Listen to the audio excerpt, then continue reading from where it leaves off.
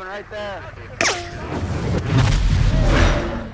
This week's sponsor is GunSpot. What is GunSpot? GunSpot is an auction site for both new and used firearms, accessories, and more. Buyers get great deals. You never have to pay out-of-state sales taxes or any other hidden fees like a lot of those other auction sites. Guns, ammo, accessories, more, all for sales from dealers and individuals all over the country. But wait, there's more.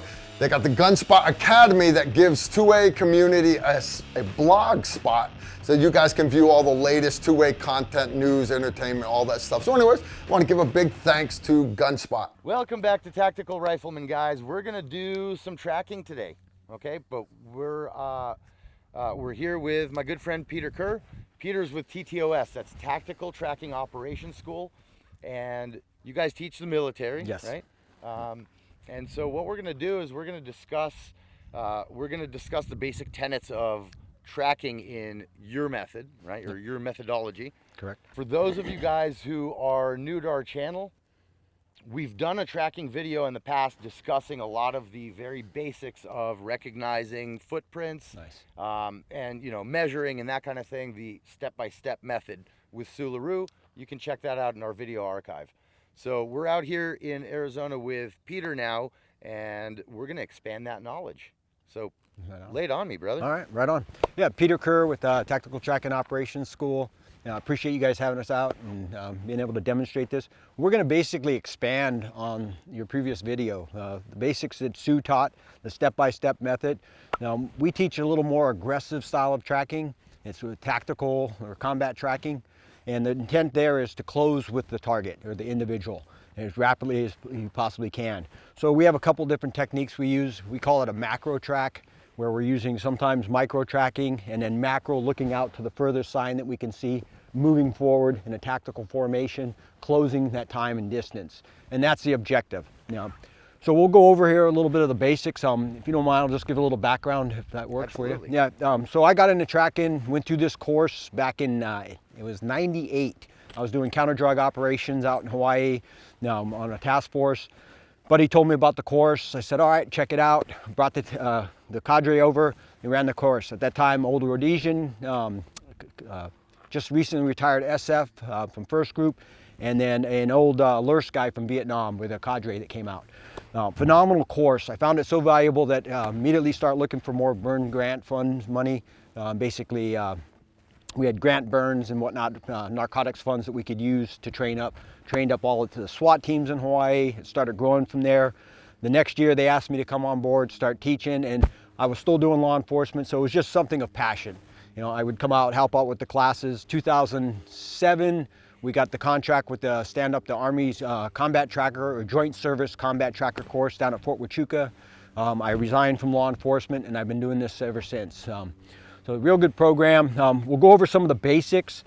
Just to recap what Sue talked about, we use the same basic techniques and then we expand on it and start transitioning it into a tactical manner. All right? Some tracks for us. Yeah. We're going to start with just our print recognition. Correct. Okay. All right, first thing we're always looking at is identifying the tracks you're going to follow, right? You got to sort the fish from the stream. In a situation like this, lots of contamination. It's a parking area, tracks everywhere. So you actually have to go through the process and identify the tracks you want to follow. Otherwise, it's time wasted. You get on the wrong tracks, track all day, good job tracking, wrong target. All right, so we always try to sort that out, and there's different processes of doing it.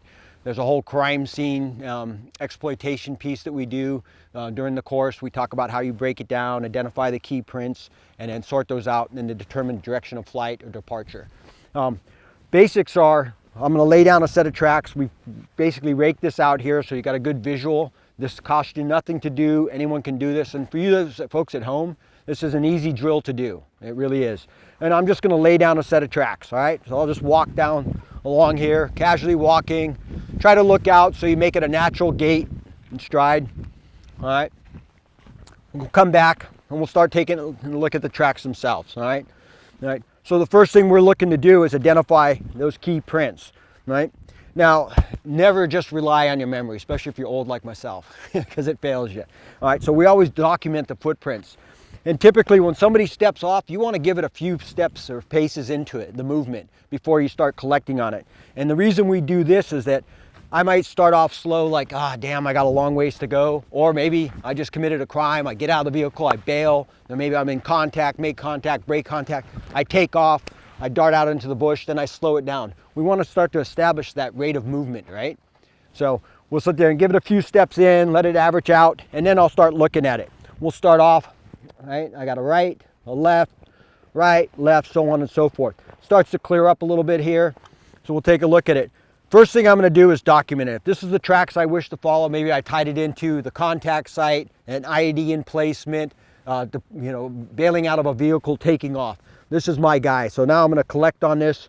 I want to come down. The first thing I'll do is I'm going to use the time shadow effect, right? The sun, natural light to my advantage, right? Right now this is an optimal time, about an hour, hour and a half after sunrise to about an hour, hour and a half before high noon. Those are optimal times to tracks, and it's just an angle thing. Right? You always want to place yourself on the opposite side of the available light source. In this case, it's the sun. If we were doing night tracking or whatnot, I may have an artificial light. Right? So the good way to remember this, if my shadow, I'll just step across, is being cast over the tracks, I'm on the wrong side. And it's not impossible to track this way. And there's certain environments, diffuse lighting, whatnot, in forested or jungle environment where you're going to have a lot of shadow. But it's definitely a lot easier to track by placing the track line between you and available light source. It also allows you to sit there and see deeper into the tracks. I start to get the shadow effect. And you heard me say that earlier. And that's just the depth of these cleats and lugs into the ground. I actually can see the shadow. And you can see it going out. You extrapolate the line. All right. So place the tracks between you and available light source. We'll typically come out, take a camera. I like to post up on it and set up. Try to create the same distance every time in height and distance when I take a picture. I'll take it one picture without contaminating it. Then I'll come down and I'll mark it. I'll put a marker down, a reference. The reason I take one prior to going down and measuring it and putting my marker there is that I don't, happens if I'm carrying a weapon, I've got equipment on, I go to bend down and measure this or whatnot, my barrel sweeps across it, I've contaminated it. So if I take one prior to even getting close to it, now I've got that. So if I do mess up or whatnot, I haven't contaminated everything. I still have something to work off of. This is still good. Now I'll put a marker down. In the field, you guys have all seen this in the crime scene investigations, whatnot, right? They have the little TPs law enforcement uses to do crime scene investigations. Really hard to pack around. They break in your pack, it's excess gear, etc. We'll use either golf tees, spent brass works, whatnot. You can put, if you have multiple targets or multiple suspects, just take a Sharpie, put number 1, number 2, number 3 on the different ones, and you can use those to identify each different type of footwear. In this case, I got a piece of brass, this is my identifiable marker. I'll just put that down. This is primarily so that when I document this, remember, this has to go up to higher, right? I got to report on this. This is going to go into my mission log, my report, my after action report, so on and so forth, or it's evidence in law enforcement. So I have to be able to identify it. Next thing, when you're measuring, try to get a scale. In this case, I've got a tape measure. We recommend carrying one along. You can use it for a couple things I'll demonstrate. But you want to try to get it down to about the same depth of the track, all right? And the reason being is if it's above it, right? If it's suspended, say this is really soft substrate or soil, and it's a deep track, if I just laid this on the surface, then those tracks would have, that footprint would appear a little bit smaller, right? So I want to try to get it down to about the same depth. And you can just dig a little trench out with your fingers. It's not going to be perfect. Remember, we're not crime scene investigators. All we're trying to do is identify the tracks we wish to follow, document it, place that individual or target at the event or the incident, and then from there, start to form up, get into formations, and move off and close the time and distance with them. All right, so I'll get this down. I just put this out, and again, this is just for photography and evidence. That looks good to me. I've got it down on the depth. If I go too deep, then it does the opposite. It makes the track look a little bigger. I'll come back up to my position, snap a shot. Boom, I've documented it. Good to go. Now, on top of documenting with digitally or with a camera, cell phone, whatever means you have to capture that, we also take the time to sketch it out, because we all know Murphy, right? He's alive and well, and guaranteed you get out there, and if you're just relying on that electronic device, something's going to happen to it. River crossing, it gets damaged, batteries die, whatever. I don't have a reference to work back, so I'll sit there and sketch it out. once I have that, if there's multiple suspects, I'll continue that. We spend what we call a little bit of time up front to correctly identify the tracks. It saves you hours and sometimes half a day out there on the track, because if you get out there and you track the wrong guy, it's all for nothing, or you get into contamination. So in order to get into the macro tracking, you got to start with a micro, Yes. and then you kind of figure out what's going on. Correct. So Move up. yeah, there's that's exactly right. So Sue teaches a step-by-step method, great method. We use that for crime scene investigations or exploiting a crime scene, right? We'll get out there and we'll actually take that time and place that individual. Maybe we start from out where we pick up the tracks and work our way back to the event or the incident or the evidence. But we'll take that time. If there's multiple, hey, who got out, who's in place that IED, or who got out of the front of the vehicle, who was the driver, who was the occupants. You can go down and work that out around a vehicle and figure out who is who just based on where they stepped out. So we use the micro tracking. Other times we'll use the micro tracking is contamination. We come into an area that's just heavily contaminated, right? Lots of other, and contamination can be other foot traffic, human traffic, if you will, vehicle traffic, animal traffic, anything that can contaminate or make it harder. And we'll get in there and we'll micro track through that to work our way through the area. Typically in a tactical environment, we will operate as at a minimum on a tactical environment, a two-man team, right? That's it. You have a tracker and a cover man, because I'm always having to look down, search for the next tracks. My eyes are dropping. I should be situationally aware and scanning, and take my own security into my own hands. But it's always better to have somebody right there that he's looking long, he's not getting sucked in and tracking, he's covering my ass as we're moving along. It allows me to do my job better. And then if I do my job well, which is the tracking part, and I would close with, make contact, he gets the gun on, right? He comes up and he can engage. He's my protection. Ideally, we like to teach to run at a minimum 4-man teams when you're doing a tactical. That allows me to have a tracker / team lead / cover man.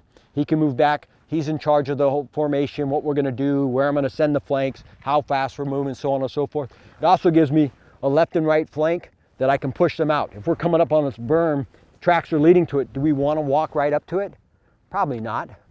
Less so. Yeah, it's a danger area. So I can take my flanks and say, hey, we're going to hold here. We'll set up a base and we'll move those flanks around. They'll clear the backside, the defilade, whatnot.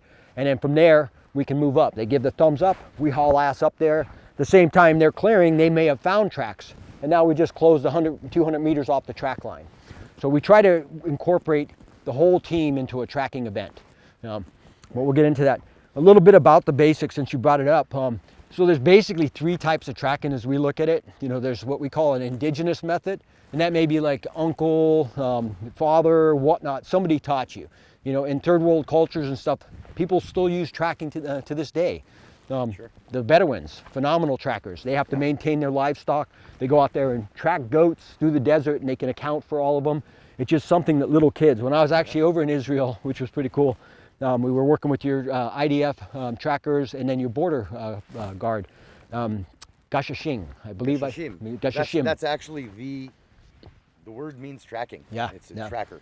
Yep. Yeah, it was phenomenal, but it was funny. The one guy, the Bedouin, he goes, in America, your kids play hide and go seek. He goes, here, our kids play hide and go track. And it always stuck with me. I was like, I love that. Yeah. So we use them as well in our unit. Mm-hmm.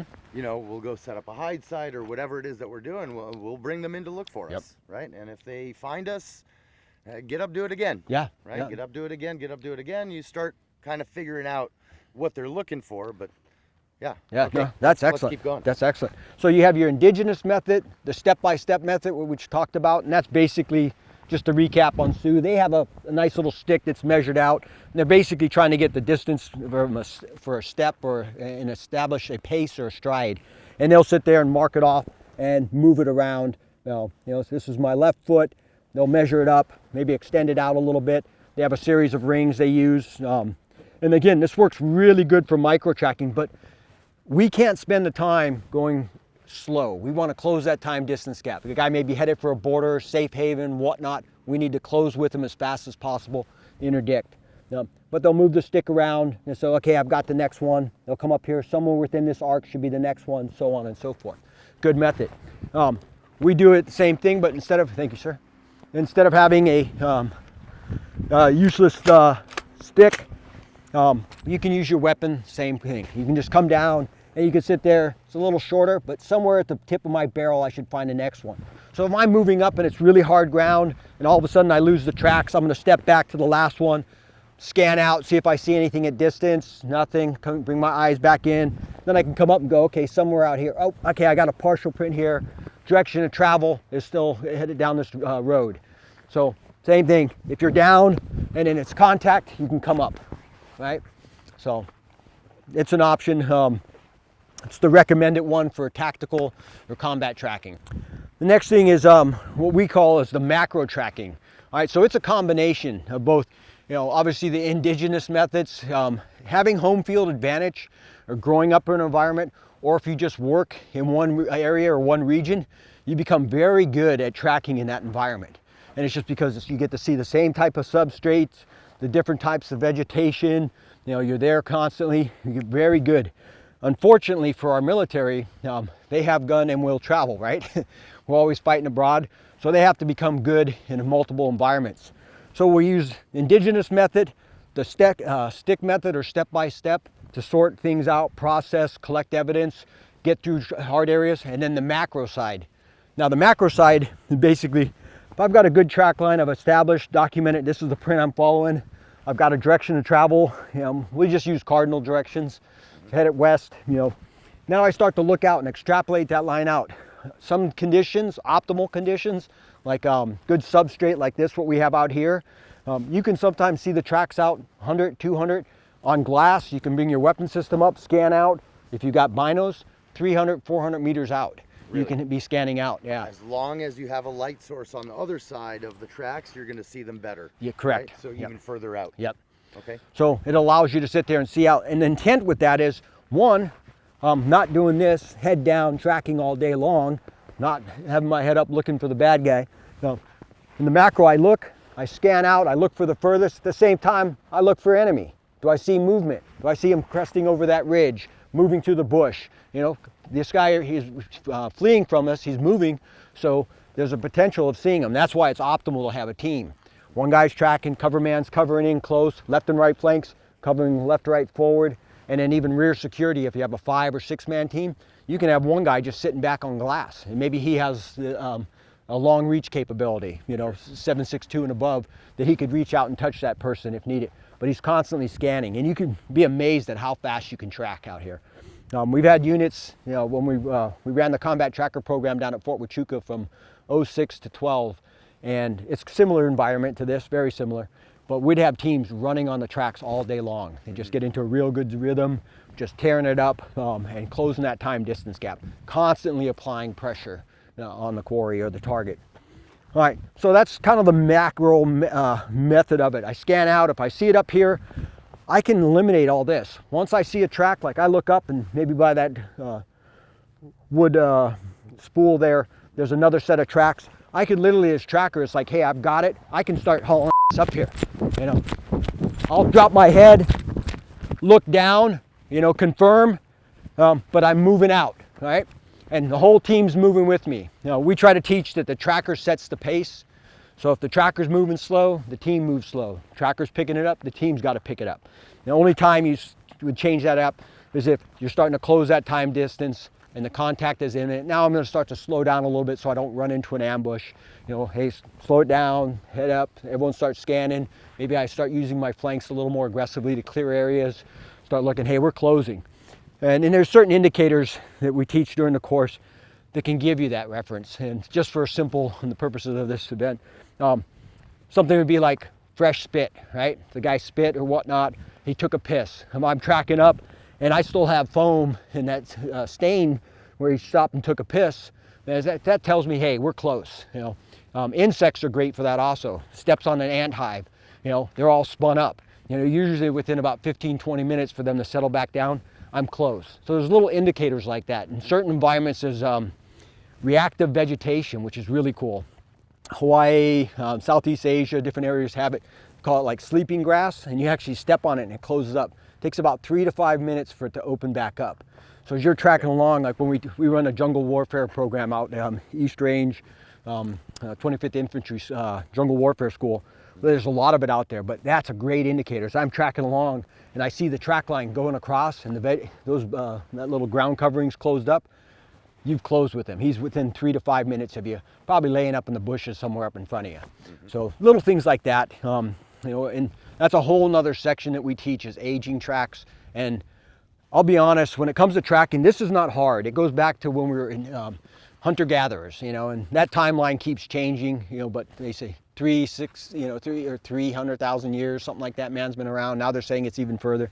But since man has been walking upright and carrying a weapon, he's been tracking. So it's actually in all of our DNA. That's why it's really easy to teach us. The problem is that in our cultures and Western cultures and evolved societies or whatnot, or somewhat evolved, we just don't do it that often, right? How often the guys go out and track? You know, there's not the need to go out and procure off the land as much because you can go to the grocery store. But in a very short amount of time, you can get somebody into the zone to track. So it's not very difficult. The part that becomes challenging is the aging of tracks. And we'll spend the first 5 days working on what we call aging labs, and where we actually lay out tracks and we go day 1, day 2, day 3, so that people have a reference. And that's a big part about the tracking is having those references. It's kind of like anything. The more you see something, the quicker you can identify it, right? It's like if Carl being a sniper, your experience in the military and background in the military, you know what a ghillie suit looks like, right? So when you see somebody out there and you see something that doesn't look right, doesn't look like the natural vegetation, your eyes are drawn to it. I've been on operations doing the counter drug missions where ghillie suited up, sitting in the bushes, I shit you not, this far away from a suspect, walking up, they're looking at me, and I'm like, okay, I'm transitioning from camera to gun, thinking, okay, I'm burned, this whole mission's burned. Right? And I have them stop and look at me and just stand there and stare, and I'm like, they see me, excuse the language, and then just dismiss it and walk off. You know, like, well, it's because they have no reference. So we spend a lot of time in the tracking in the first couple days just really ingraining that, and we'll go out and do what we do micro tracking, if we will, where we're these little tracking lanes, and all you're doing is building a database. You know, what ground sign looks like, you know, so ground signs are marks and impressions left on the ground. That can be from the bottom of your boot. It could be a knee print like I have right here. If I sit down, if I lay gear out, the ground sign. Then aerial sign, if you're working in a vegetated area, that's anything from the top of your boots up to head high, hands high, or external gear. Anything that can come in contact with the vegetation. And we'll just go out, we'll send guys out, and we'll have 2 or 3 back, and they'll track up, and we'll just do this. And all we're doing is building this database. So now they can start recalling. They can see what this environment has to offer and know what to look for. And they see it once, they're starting to pick it up. About the 2nd or 3rd iteration that they do this, now they're starting to see tracks out at distance. And it's no longer, oh, that's just a kicked over twig or a broken twig or a bent leaf or a little scuff on the ground. They're like, oh, that's an indicator. So we spend a lot of time doing that. So that's just a little bit on the background of the styles of tracking that we do. Back to what we were doing here. So I've identified the tracks, right? So now I want to sit there, and this is the guy I'm going to follow. I let him step off. He's starting to establish his rate of movement. All right, why is rate of movement important? Well, you got to know how fast, of course, they're going, where they're going, how you're going to have to move, how you're going to have to move your forces. Right on. Right? Yep. Smart man here. Daylight goes away. Yeah, exactly. Yeah, you want to sit there and to determine how far ahead they are, and now you can come up with what we have to do to close that time distance gap, right? So a simple one, contact, break contact. We're patrolling up and we're coming out here looking for a fight, right? When we make contact, we kill 6, and 2 run off, right? So we clear this area, assess, right? We got it. Hey, we do a little 360 around the area. Hey, we have 2, or maybe we had a visual seeing a couple dudes running off over there. We'll go over there, process that, identify the tracks. Now we're going to close that time distance gap. You know, we just saw them. Maybe it took us about 15, 20 minutes to secure the area, call it in, refit, whatnot. And then we're going to step off and track. So now we got a 10, 15 minute time window, time and distance gap we have to close. So we start looking at that. Hey, we can run them down. We can be a little more aggressive. Other scenarios, hey, there was an IED in place. That was a common one, right? Guys would come in and put in an IED the night prior. It may be a pre or post blast situation, but the site was identified either by making contact and activating it, or having it detonated on them, or somebody saw it and we're going to exploit it. but now you've got maybe a 12, 24-hour window. It's like, how do you close that time distance gap? What we promote is using multiple teams, and that's, on an open environment, you can plus up your teams about 6 to 8. That's a good sized team. That gives me additional flankers if I need it. Allows me to clear, allows me to cut off 2 or 3 individuals and have them go out at distance, 2, 3 clicks and cut You for can truck. essentially be the brains. Yes. Right? And then you're sending out your tentacles Yep. to go kind of gather up more information for you. Yep. And then done properly, you have a command and control, right? Yeah. Your C2 node, they're battle tracking you. And they're also starting to looking at how they can support your operation. Hey, this is team 1, we're at this grid 1, 2, 3, 4, 5, identified 1 track, individual moving a westerly, time distance, you approximate. We like to work, you don't want to get down unless it was a sighting or a contact where they can say, yeah, no 20 minutes ago. If not, we bracket it, less than 2 hours, 2 to 4, 4 to 6. You don't have to tie yourself to an exact time, right? It's giving command and control some information on, now they can look at it and say, okay, they're 4 hours behind. What do we need to do, or what can we do to cut that time distance gap? One, having the team aggressive, taking off and moving fast, that's going to close time distance gap. He's walking and we're jogging. So over time, we'll narrow that time distance gap, right? Other option is, hey, you know what? I've got a secondary team. You guys get on track, keep updating direction of travel. As you're updating the direction of travel, basically you have a triangle, right? You can start to push out, right? And you can kind of figure out where they're moving to, right? So this is my area of interest. They turn a little to the right, turn a little bit to the left. Maybe it's, 4 clicks, moving at a decent pace. It's been about an hour or so. I can look at that and say, hey, you know what? There's a road or a wash up here. I can take that secondary team. This team has documented this footprint. They pushed it, whatever means they have, through the embitters or whatnot, whatever digital capabilities they have or communications capabilities, the way they can push imagery. They're pushing that to higher. Higher can push that to that secondary team. Now they know what they're looking for. They unasked at this grid, cut this grid for 500 to a click to this grid. And the reason we keep track of where they're inserted and where they start and where they finish is so that in the event that this tracking team gets up there and finds additional footprints, they can go, hey, all right, that was team 2. They were sent here by the C2 node, command and control, to sit there and cut along here. And now you always want to keep control and know exactly where you put your units. And plus contact, the guys come into contact, chance contact. Yeah, right. It's a little important. So they would cut, if they picked up the tracks, they would become primary tracking team, and then we would sit there and be leapfrog forward and cut for tracks again. Okay. All right, so that's kind of macro tracking, very aggressive. We want to close the time distance gap with all means possible. We use all source intelligence also. That's going into command and control, be it IMINT, HUMINT, SIGINT, whatnot. SIGINT's been a big player with tracking. Now, in addition to all that, for all the conversations you and I have had about this, you get a lot into the psychology of whoever it is that you're tracking, right? Correct, yeah. So explain that a little bit, Okay. because that gets very interesting. We're no longer looking at footprints and just looking at, okay, where could this guy have gone? I mean, you're really getting into what's moving this guy's gears internally. Yeah, that's huge. When you're tracking somebody, think about it like reading a book. All right, 1 footprint is a word, 10 is a sentence, a couple hundred is a paragraph, so on and so forth. The more you track, or the longer you track somebody, the more you learn about them. So just by breaking it down to the footprint.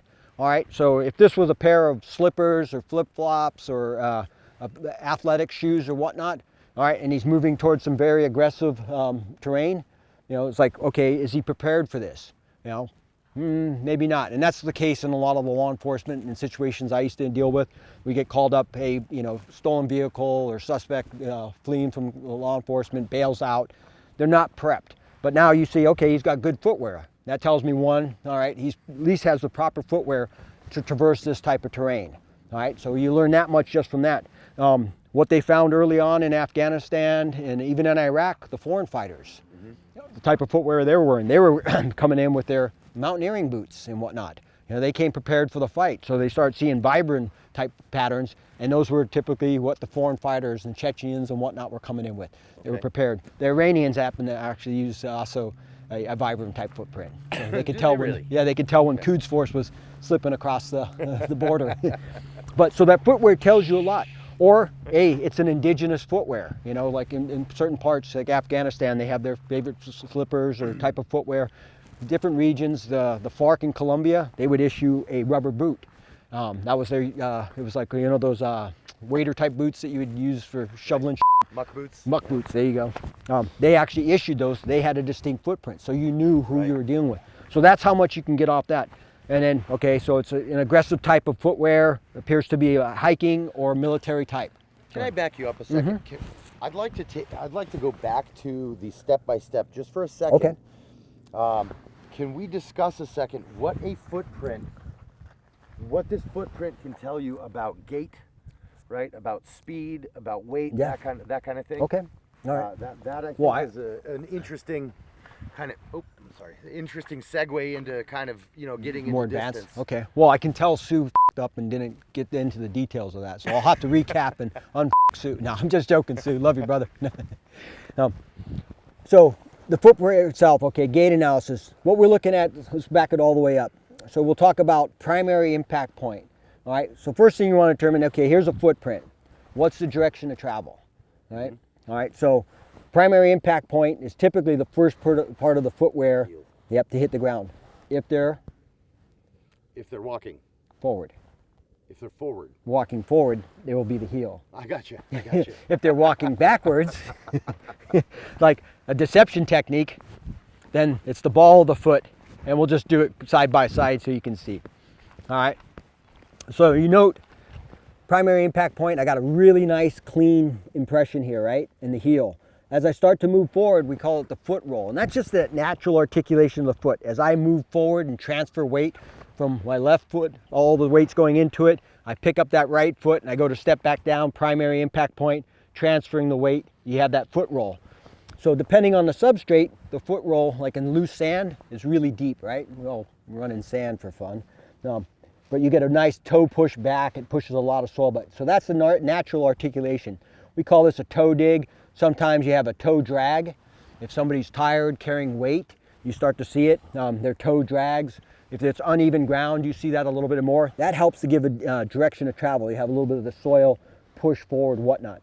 But this gives you clear heel, good heel strike, foot roll, soil push back, accelerating and pushing my energy, my body forward and off my plant foot. That will push that soil back. So that's what we get off that. That gives us a direction of travel. Okay, appears to be walking forward, right? So this footwear, walking this way.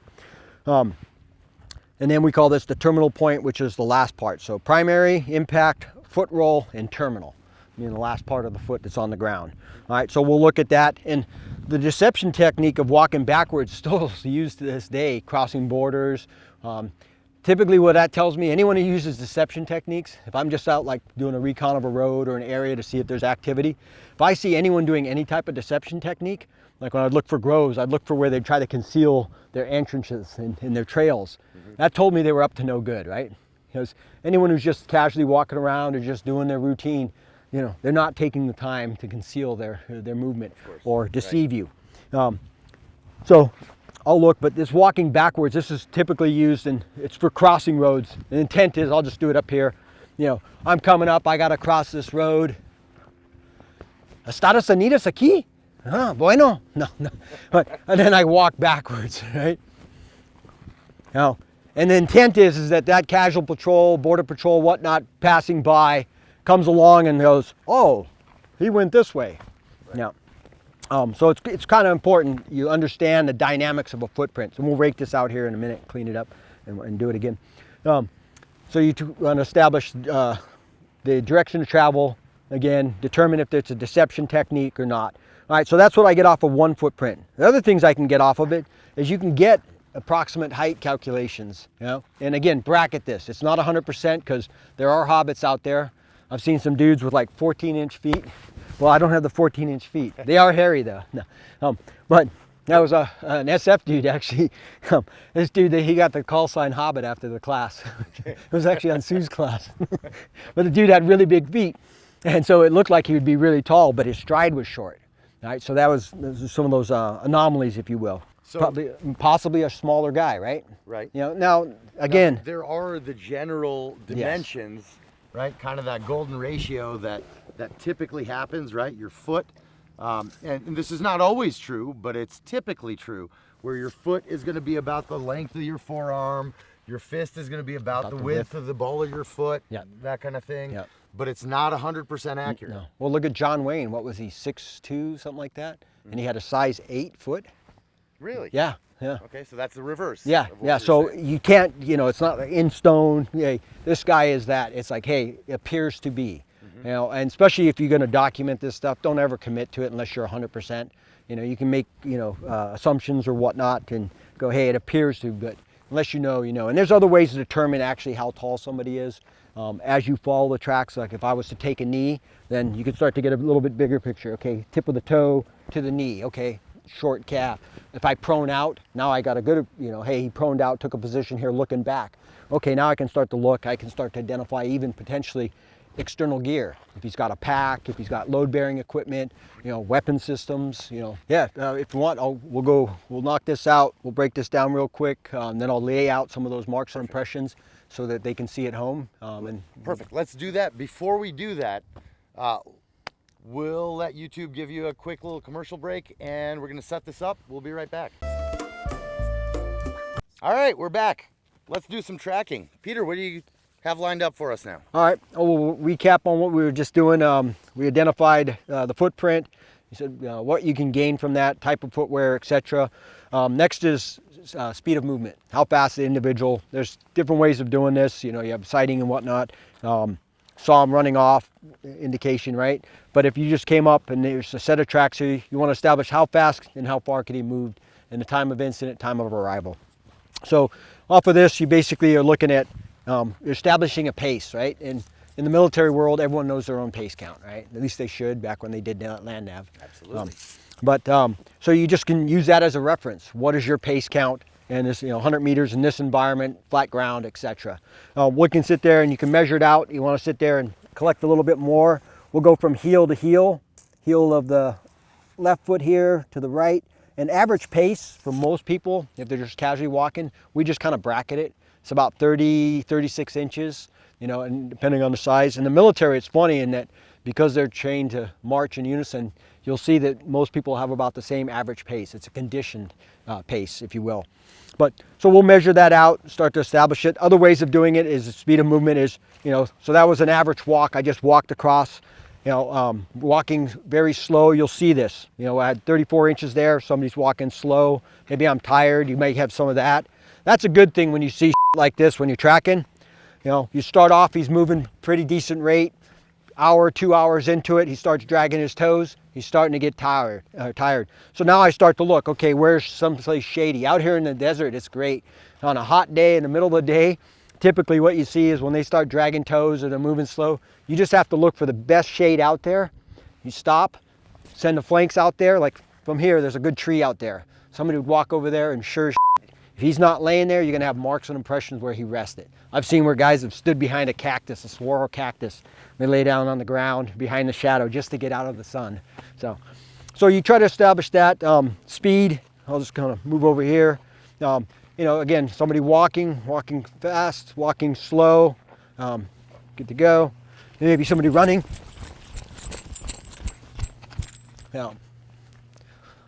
Stuff like that. So we go through this in the course. Oh, go ahead. Now you're essentially getting half the steps per the distance, you know, pretty much. Correct. Right? I mean, Yeah. you're getting a lot less. Your gait is getting a lot narrower. Yeah. That's, right? And you're getting about half of the foot. You're really only getting the front half of the foot. yeah, depending on the speed. At a faster speed of running. Yep. Right? So what tends to happen is we talk about stride, pitch, straddle, pressure, and dwell time. All right, those are what we're looking at when we teach the tracking. I won't go into great depth on that because it's, you know, we spend about 4 hours doing this with new students, and we'll go through this, then we'll take it out and do it. Just to cap it, so stride, we just did that, 34 inches.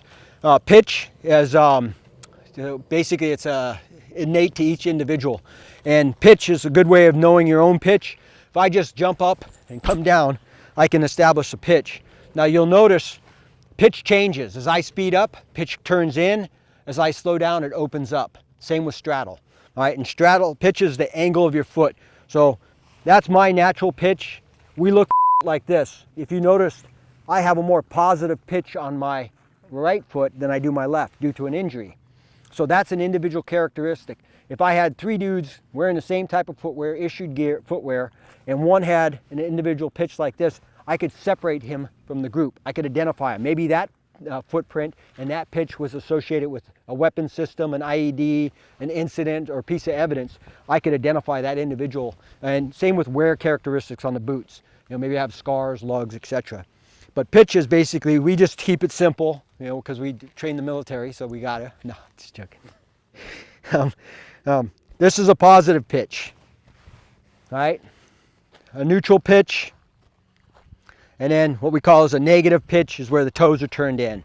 That transitions, right? As I move, if I slow down, my pitch opens up, and so does my straddle. Straddle is basically the width. And you asked about what we can learn from a track line. Looking at this, my track line leading out of here, I've got about 34-inch step or stride. You can tell small feet, narrow, potentially small stature. And why I can assess that is if I was big boned, you know, guys got big muscles, big legs or whatnot, big feet, you can kind of see in their gait when you're doing gait analysis that, hey, this appears to be a bigger dude. He's got, well, bigger feet, wider straddle, I mean bigger body, so on and so forth. So a lot goes into this. It's the science, if you will, of the tracking. So really quickly, what are the key differences that you will notice between like a male and a female gait?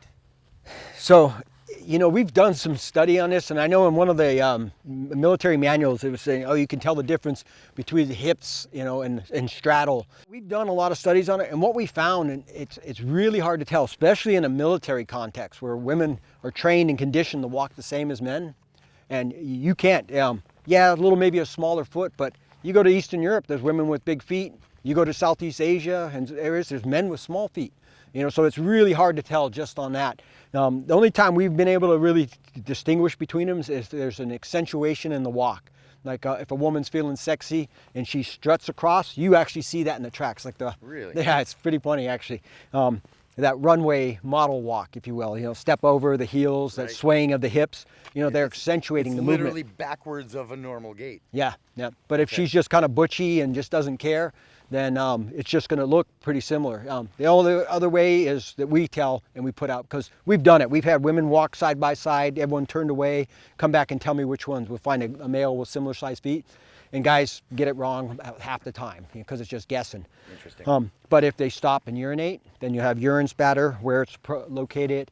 If they're separated from the group, you know, when they sleep, maybe at a RON site or whatnot, you'll have the females sleep in one area. Then you can start to, hey, these footwear over there. Or if it's just a type of footwear. In some cultures, women wear certain types of shoes, and men wear different, you know, so on and so forth. But that's like, we get into that, and I don't, you know, we don't have enough time to get that deep into the weeds.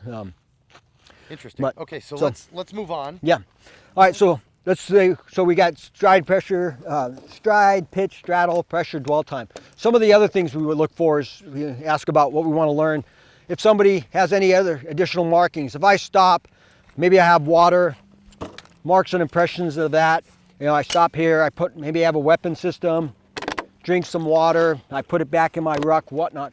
This is important, right? If we're in a tactical context, we want to know if we can find marks and impressions of a weapon system. You know, if they lay it down, you may have little hard marks where the buttstock hits, you know, any of the sharp edges, the water bottle, because that tells me what? Tells you exactly what they have, where they're stopping. Yeah, and it kind of gives you an idea that it could be a long day. If he's got water in the desert, that's kind of important. So that means he can sustain himself. The same with if you have marks and impressions of external gear. You know, when you start seeing stuff like this, it goes from, hey, it's going to be a short one. Like in law enforcement, a lot of times, dude bails out of the car, he's panicked, he takes off. He maybe goes 100, 200 meters and goes to the ground, brushes up, and just hopes that the cops do their random search and they don't bring the canines out. And then he waits, and when they leave, then he gets up and moves again. But now if he's continuing out of the area and you happen to come along and you see marks and impressions of the pack or whatnot, you know, hey, he's carrying some external gear, that means sustainment. He may have water, food, extra ammunition, whatnot. He's ready to go. He's got good footwear. He's carrying external gear. This could be a long day. So now, at the tactical level on the team, and talking to command and control, I'm reporting this. It's like, hey, this could go a while. Let's start spinning up additional assets.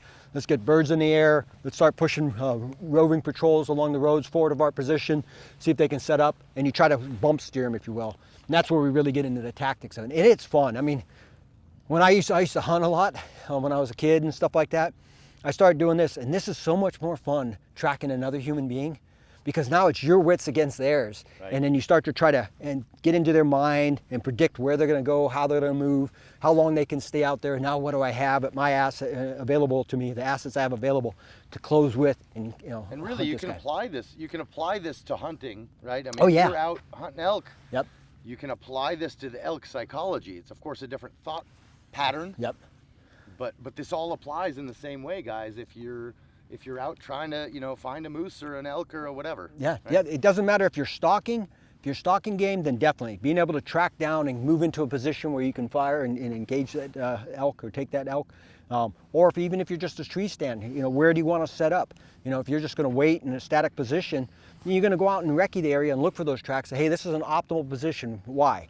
Based on the track patterns I see. Hey, they move to and from here in the mornings, or they go to water sources. So yeah, it goes back to hunting, man. Back when we were cavemen. It is hunting. Yeah, it is. It is yeah. hunting. Yep. Man needed two things to hunt back in the day, right? A weapon to take his game and the ability to track. And that goes way back. Why don't we do this? We have Carl. Oh, hell yeah. I think we can send Carl out and let's go find him. Okay, but I think what we should do is let's tell Carl, hey, you take off, go out for about a half hour, lay a good track. Me and you jump in the truck. We go over and get some beers, have a few beers, and we'll come back and tell him, damn, we couldn't find you, Carl. Perfect. Because he's so good. All right, let's do it. Right on. We'll get another commercial break real quick and we'll be back.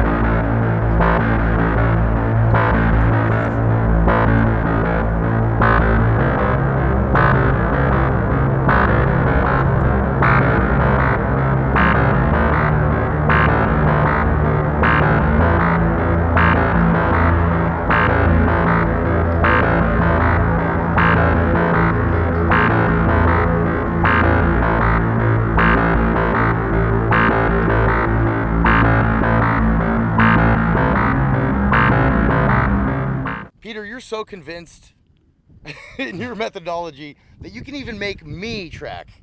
That's what you were saying before. We're going to try. So We can. So I've even shaken your confidence. Huh?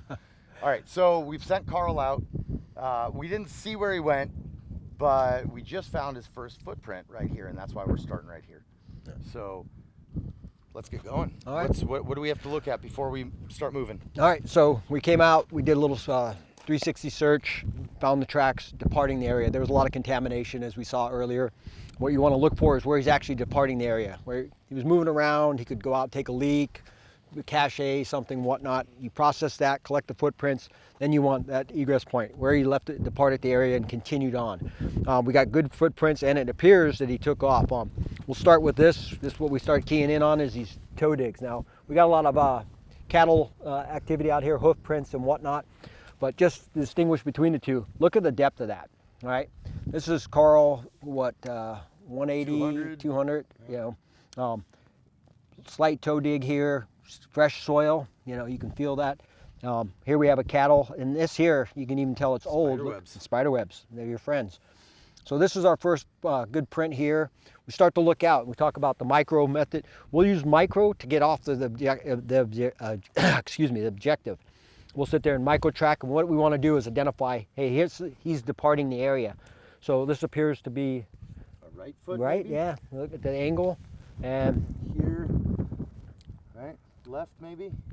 yeah, that Not may so much? be. I was just standing here, but definitely a toe dig here, right? So, and that's about right if he's moving, right?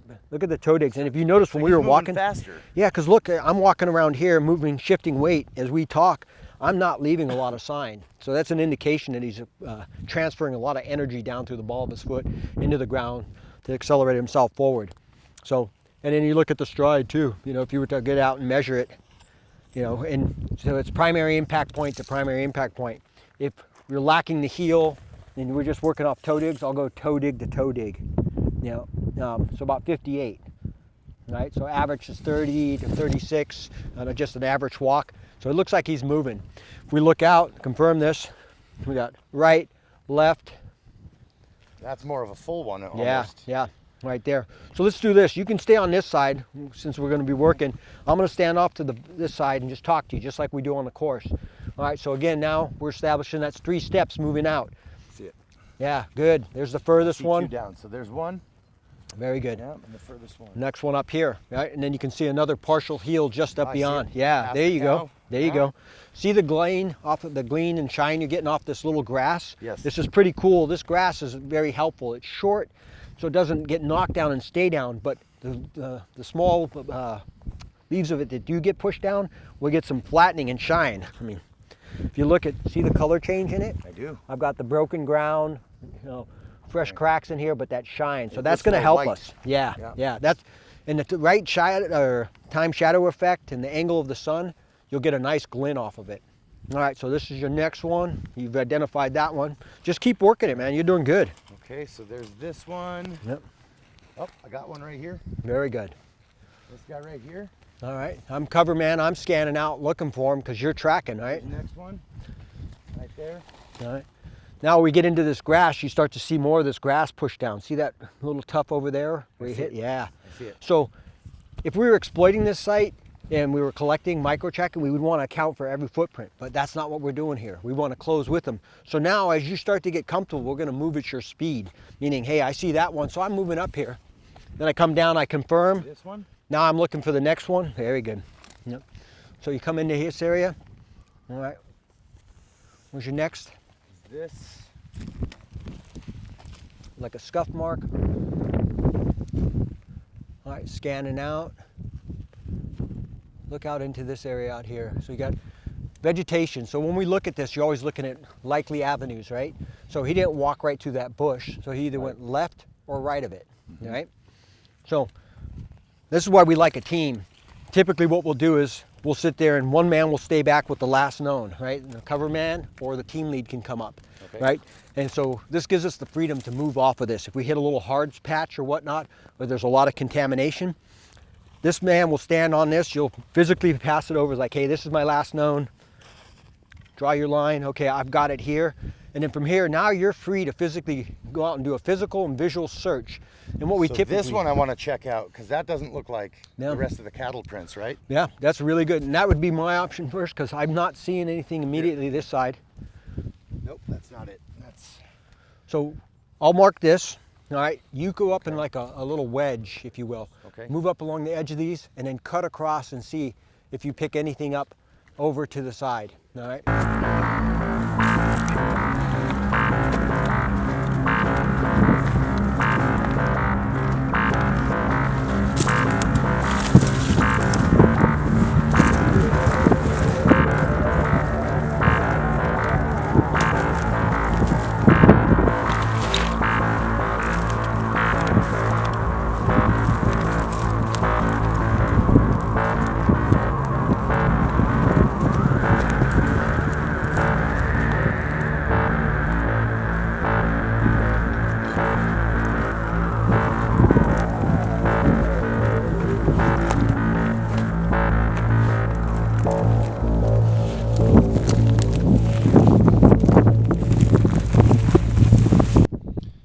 Okay, so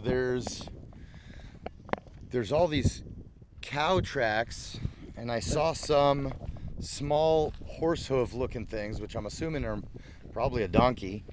And I wanted to check out one that looked from over there like it might be a person, but no, it's a cow. So I'm gonna cut across now, Peter. I'd go up another couple paces and then cut across. You see that little On the trail other over side of the there? bush? Yeah, and then see if you pick up something over there. Okay. This is what we call a wedge technique. Works good in open environments. Okay. Okay, so I'm gonna cut across now, Yep. because So this now is you're- all cattle. Yep. Lots of contamination. Good deep tracks. Cattle. Now, I like to try to use these track traps, like little washes and stuff, whenever I cut for tracks. It just makes it easier to find, as opposed to looking at it in hard areas. We'll try to sit there and look in the easier areas, open areas where I get some color change. I can And see the the earth here is a little bit softer. Mm-hmm. But now, oh, here. Yep, they What is got a this? nice toe dig. Yep. That's a toe dig right there. Yeah, very good. And to me, it almost looks like that's a right foot. Yep. If he's going this way, Yeah. or he could have pivoted that way. It's still going this way, because so look at how this is pushed back, right? Right. So it's pushing back, and he's away from the direction of travel. So this is pushed back, good toe. Look up in there. See how this is stomped? I see that right there. Yeah. See the fresh breaks in here? Yeah. See how this is? Put his toe in there. Yep. So I'm wrong. That was probably.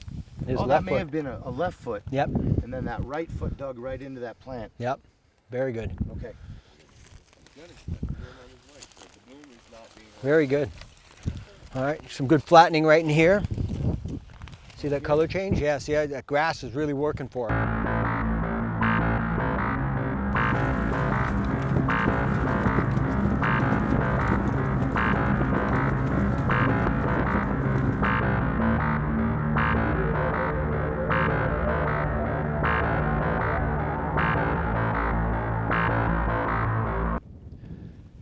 Yeah, good job. You picked the tracks up, came through here. Looking ahead now, macro tracking again. Tracks are leading. Appears to be a road up there cutting across. What we would do in this situation is you could have primary tracker and cover man stay on it, and you'd take your rear security in a flank or a flank, push them up there and have them cut the road. In this case, what we're going to do, we're going to confirm two more steps up, then we'll push to the road. Then we're going to cut along the road, looking to see if we cross that road. That's a good track trap. Cool. That's how you close that time distance gap, using the terrain to your advantage. Any roads, washes, etc. It's just optimal that we have one there. We should pick it up going across. Makes sense. All right, right on. Let's do it. Let's move up.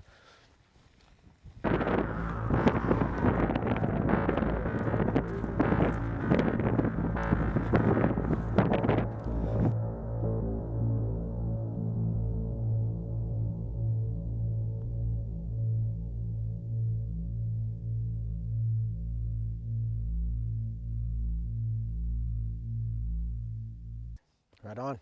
Hey, good job, Emery, coming up here. Tracked them up. Now we're coming to this brush line here. Now it looks like the tracks are leading right up into it.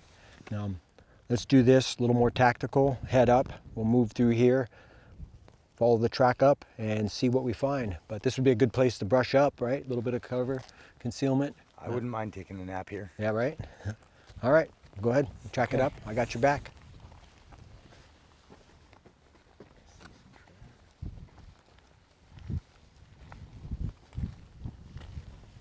I see something in the bush. I got a Carl. You got it? Right on. He's on his cell phone. Hey, there he is. Are you posting on I've been Instagram? firing on you for 100 meters, Emery. Nice. Catching up on comments on our YouTube videos. Sweet. All right. You need a handle, man? You guys started getting close there for a while. Yeah, we had to cut for the tracks up there where you walk backwards across the road. You caught that. Yeah, good job walking backwards. You want me to make it too easy on No. you, did you? Yeah, we knew you wouldn't. That was good, man. That was good. Good job, brother. Awesome. Thank Yeah. you, Peter. See? Hell, we can even train somebody like you. That's amazing. I don't know. I mean, I had you next to me. Without you next to me, I doubt I'd be able to find all this. But Nah, dude. obviously, it takes practice. But if you have a backyard or a park, go practice. Yeah, think of it like this. It's like shooting, right? Once somebody teaches you the basics, you want to get good, get out there, get range time. The more you do it, the better you get at it. And it's that simple. Right. Yeah. Right. That was Awesome. excellent. I'm down to my last 2 bottles of water. Nice. Yeah, I mean, I figured it'd take y'all longer. I got through all my comments. I even started answering all the Instagram stuff. Nice. Brother, thanks. Hey, thank you so Carl. much. It was a pleasure chasing you. That was awesome. Thanks. All right, Emery, your video. Wrap us up. Right on. Guys, so here's our next progression into our tracking. And we went from micro with Sue, and we're getting more into the macro. This is really good, interesting stuff. If you guys like this, put your comments down below. Come check us out next week, and we'll see you soon.